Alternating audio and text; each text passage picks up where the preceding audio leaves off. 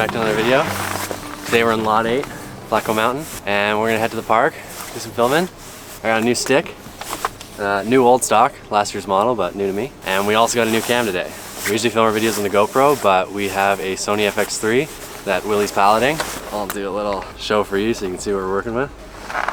We just got a Sigma 24-70 on the front, power bank, so see how it goes. Hopefully it resolves the issues that we've been having and gives us the ability to be more creative and make something good. So you have to let us know if you like it, but yeah, let's head up there.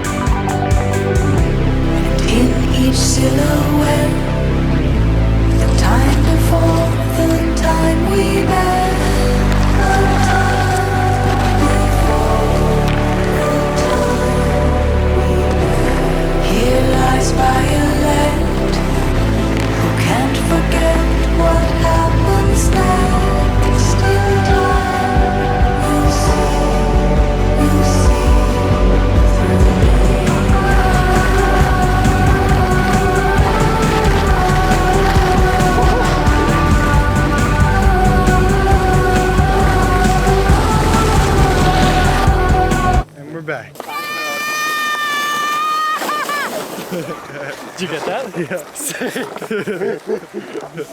Alright, well, I'm pretty happy with how that turned out. The camera worked really well for us. Didn't have to mess with settings except for creative purposes. We had a variable ND on the front that Willy was setting the exposure with. That power bank ran it for about 2/3 of the day, and then the battery we had inside finished us off. So no battery switches, which is really nice. It was one of Willy's first times using the camera, so he did a fantastic job just picking it up. And yeah, the camera didn't let us down once. And it was great because it really let us focus on the creativity and not have to worry about the gear, which is, I think, one of the best things that a camera can do. Now, we definitely didn't nail everything. Being our first time out, there's, I think, a couple things I'd change going into the next shoot. I think for a couple of clips we exposed a bit bright. Fortunately, with this camera having so much dynamic range, I don't think we ever really lost too much information, but I think in the future I would expose just a step down. I also think the mic levels were a bit too hot. Fortunately, again, the camera kind of saved me and the audio didn't get super distorted, but they were definitely on the higher side going into the software. And we chose to go handheld. That was just for the ease of use. You know, we're getting used to a lot of different things going on with this camera, and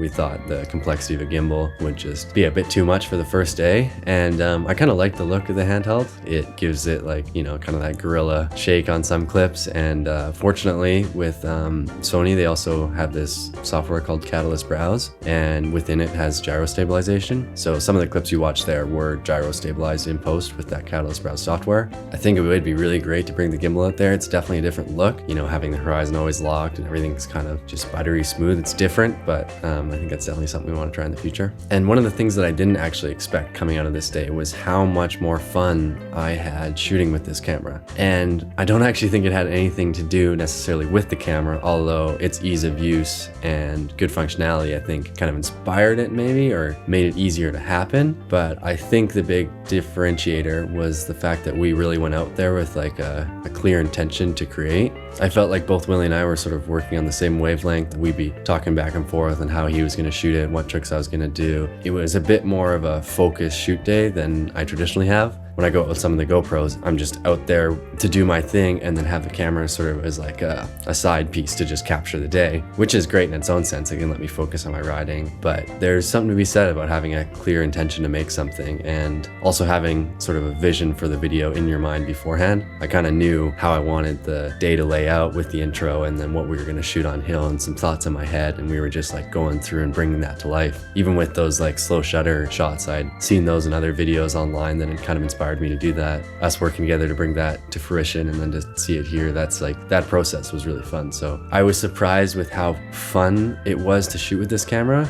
And I don't think you need a really nice camera to do so. I think you can have that same enjoyment out there just by starting with a bit of pre-production and some clear intentions. And that's what I was kind of surprised to learn and what I wanted to share with you guys today. So that's it. Like always, just want to thank you guys for watching. Thank you for subscribing, and I'll see you in the next one.